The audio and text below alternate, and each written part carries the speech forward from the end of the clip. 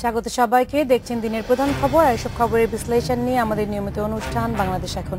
সঙ্গে আছি আমি জান্নাতুল ফেরদৌসী। আলোচনার জন্য যে স্টুডিওতে আছেন এশিয়ান টেলিভিশনের প্রধান বার্তা সম্পাদক সেলিম খান, এছাড়াও আছেন বিডি নেট নিউজ.24 এর বিশেষ প্রতিনিধি কামরান রেজা চৌধুরী। আপনাদের দুজনকে স্বাগত আমাদের আজকের অনুষ্ঠানে। শুরুতেই আমরা দেখে নিই গতকালের প্রধান খবরগুলি।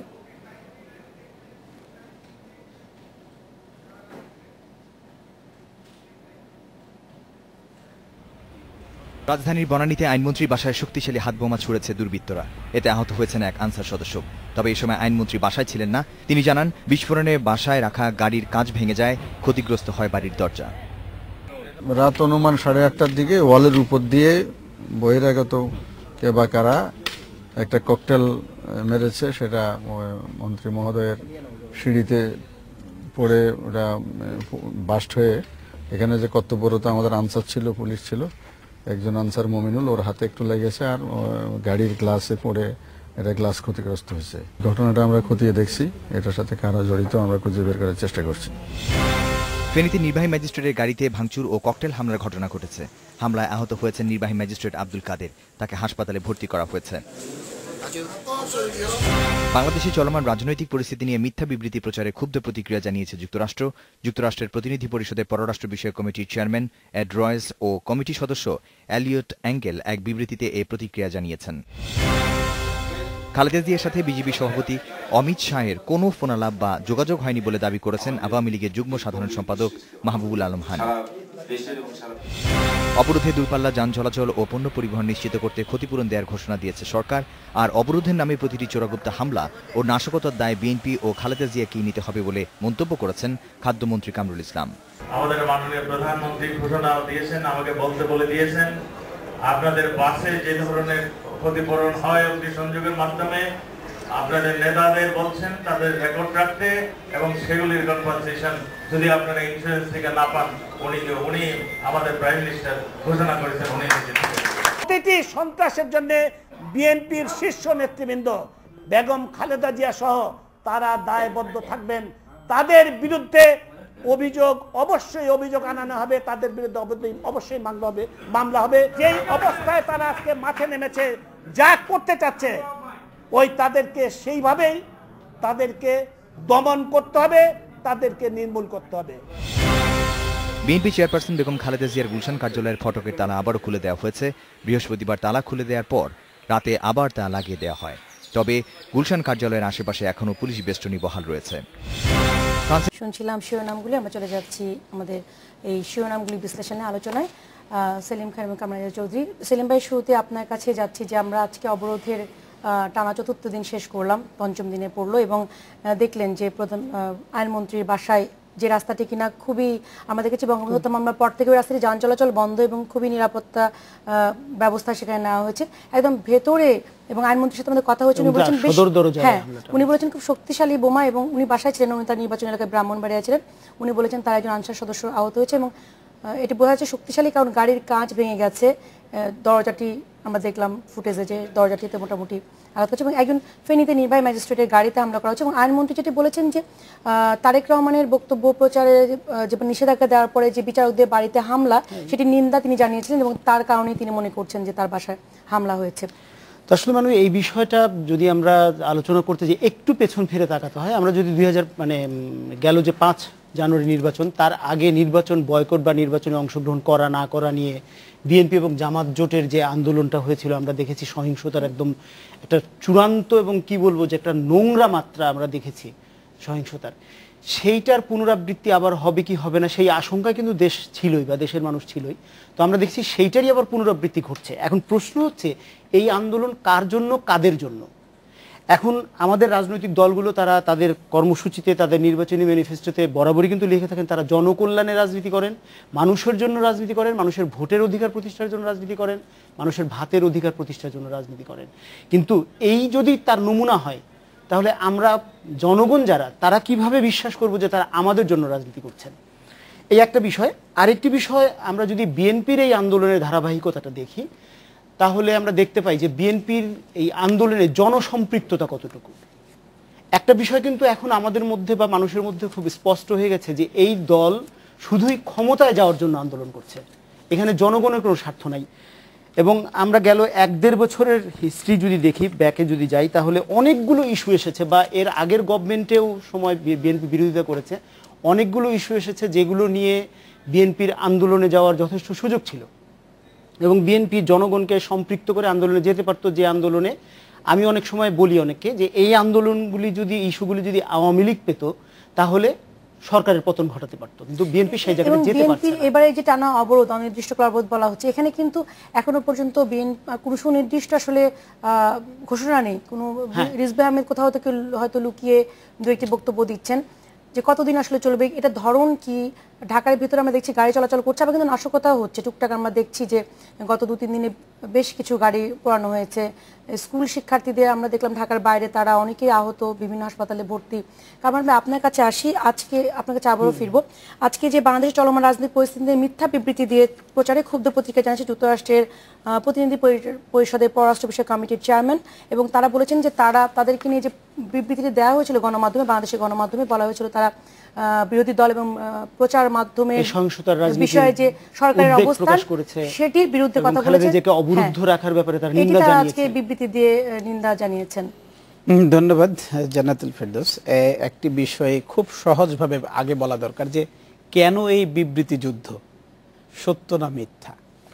এটার কারণ হয়ে গেছে যে যদি আপনি একটু ঘুরে দাঁড়ান, বরাবরই কিন্তু বাংলাদেশের রাজনীতিতে বিদেশিদের একটা প্রভাব ছিল। এটা বাংলাদেশের মানুষটা বিশেষ করে 75-এ বঙ্গবন্ধু হত্যা হওয়ার পর থেকে এটা প্রতিষ্ঠিত হয়ে গেছে মানুষের মুখে মুখে। যতটুকু তা সত্য তার চাইতে মানুষের পারসেপশনের জায়গা, এবং এটার জন্য বড় ক্রেডিট রাখতে পারেন বাংলাদেশের বামপন্থী দলগুলো, যারা সবসময় বলে এসেছে বঙ্গবন্ধুকে হত্যা করেছে মার্কিন যুক্তরাষ্ট্র, এ কথাটা বলেছে পাকিস্তান হত্যা করেছে।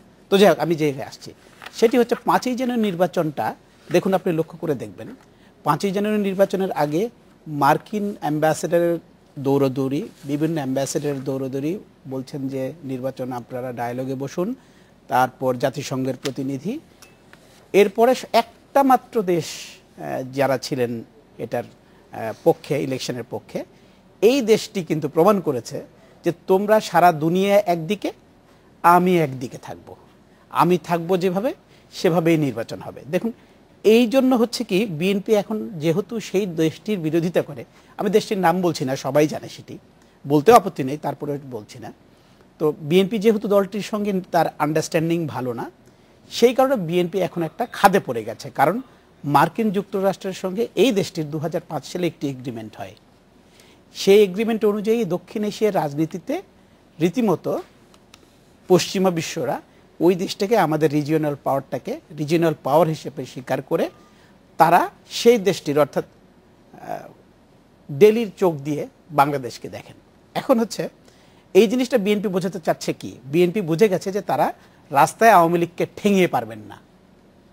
এখন সবচেয়ে বড় কথা হচ্ছে বিএনপির, আমি যদি আমাকে একটু সময় দেন, স্পেস দেন, তাহলে আমি একটু, আপনারা যদি ধৈর্যচ্যুতি না ঘটে, সেটি হচ্ছে বিএনপি তার রাজনীতির কৌশলের গোড়াতেই ভুল করেছে আমার কাছে মনে হয়। আমি যেহেতু রাজনীতি কাভার করি অনেক দিন হলো, সেটি হচ্ছে আমার কাছে মনে হয়েছে সহজভাবে, সেটি হচ্ছে যে বিএনপি 2011 সালে 30শে জুন শেখ হাসিনা সুন্দর করে কেয়ারটেকারের প্রভিশনটা বাদ দিয়ে দিলেন।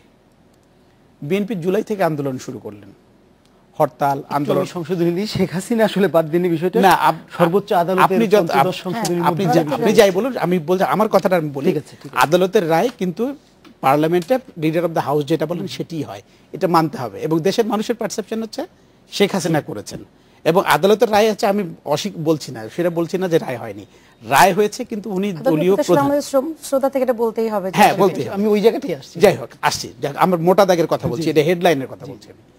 যে মাত্র কেয়ারটেকার সরকারটা বাদ হয়ে গেল, পার্লামেন্ট বাদ দিল, তারপর থেকে বিএনপি শুরু করলেন আন্দোলন।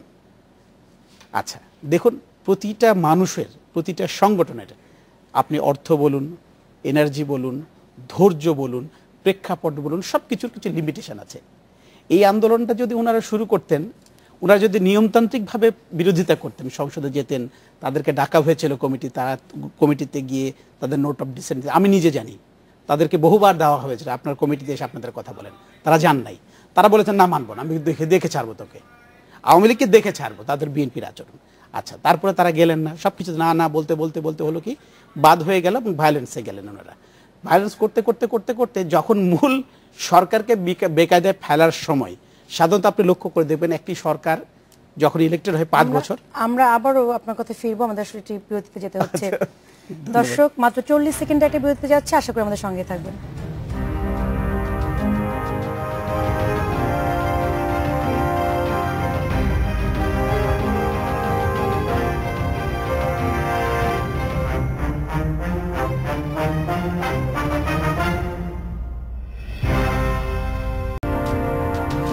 বিরতির পর ফিরে এলাম, দেখছেন বাংলাদেশ এখন। চলে যাচ্ছে আমরা আমাদের আগের আলোচনায়। কামরান ভাই বলছিলেন একটু সংক্ষেপে শেষ করবেন করি আমি আপনার বলছি, বিষয়টা। সেটি হচ্ছে তারা আন্দোলন করে হলেন কি, আন্দোলন করে তারা ব্যর্থ হলেন। তাদের একটা যে কথা বলছিলাম 5 বছরের জন্য নির্বাচিত সরকার 2-3 মাস আগে সবকিছু নড়বড়ে হয়ে যায়, তখন কিন্তু সবাই একটু নিউট্রাল হতে চান, অনেক কিছু হতে চান। তারা যদি ওই সময় আন্দোলনটা করতেন তাহলে এক ধরনের প্রেক্ষাপট হতো। নির্বাচন হয়ে গেল, তারা চুপ হয়ে গেলেন।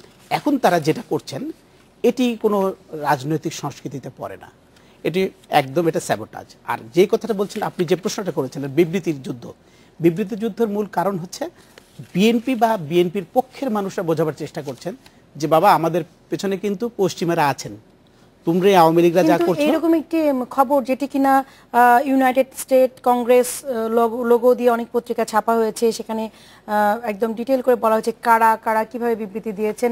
আমরা দেখেছি অনেক প্রধান সারির পত্রিকাতে ওই খবরগুলো এসেছে। ইন্টারনেটের যুগে এখন একটা মনোগ্রাম তৈরি করা কোনো ব্যাপার নয়। আমি দোষী সেলিম ভাইয়ের সঙ্গে যে একটা কথাটা হচ্ছিল, আমাদের গণমাধ্যমরা যে ইরেসপন্সিবল কাজগুলো করেছে, এই কাজগুলো করবার জন্য তাদের দুঃখ প্রকাশ করা হয়েছে। যেই গণমাধ্যমগুলো এই খবরটা ছেপেছে, আবার এটাও সত্য আমাদের গণমাধ্যমই কিন্তু সেটা কারেক্ট করে ছেপেছে, যেটা মিথ্যে কথা। সুতরাং তাদেরকে, যারা যে কাজটা করেছে তাদেরকে ক্রেডিট দিতে হবে, আর যারা এই কাজটা করেছেন উইদাউট মানে সাংবাদিকতার বেসিক এথিক্স না মেনে, কাউন্ট ক্রস চেক না করে, ডাবল চেক না করে, এর জন্য তাদেরকে আমার মনে হয় they should face condemnation and তাদের করা উচিত, মাফ চাওয়া। সেলিম ভাইয়ের কাছে আমি বেশি জানতে চাইবো, আরেকটি বিষয় যোগ করি যে আজকে কিন্তু সন্ধ্যায় আওয়ামী লীগ যুগ্ম সাধারণ সম্পাদক মাহবুবুল হানিফ বলেছেন মিডিয়াকে ডেকে যে খালেদা জিয়ার সাথে আসলে বিজেপি সভাপতির কোনো ধরনের যোগাযোগ বা ফোন আলাপ হয়নি। দুটো মিলিয়ে আপনি যদি সংক্ষেপ করবেন, আমাদের সময় কম। আসলে এই জায়গাটা যেটা কামরান বললেন যে বিবৃতি যুদ্ধ বা ইত্যাদি, তো প্রথমেই আমি আসলে একটা জায়গায় যাব যে আমরা আমাদের যে রাজনীতি, এই রাজনীতি জনগণের সাথে সম্পৃক্ত না থাকে, যেটা বলছিলাম আমি, যে আমাদের এই দুই দলেরই এর মধ্যে আওয়ামী লীগকে একটু ক্রেডিট দিতেই হয় যে তাদের মাঠে থাকার প্রবণতাটা অনেক বেশি, যে কারণে জনগণের ইস্যুতে তারা কিছুটা হলেও যায়, কিছু দূর পর্যন্ত, সেটা আমি পরে আলোচনায় আসবো একটু। তো তার আগে যেটা বলে নেই যে বিএনপির জনসম্পৃক্ততা একেবারেই তলানিতে গিয়ে ঠেকেছে। কিছুদিন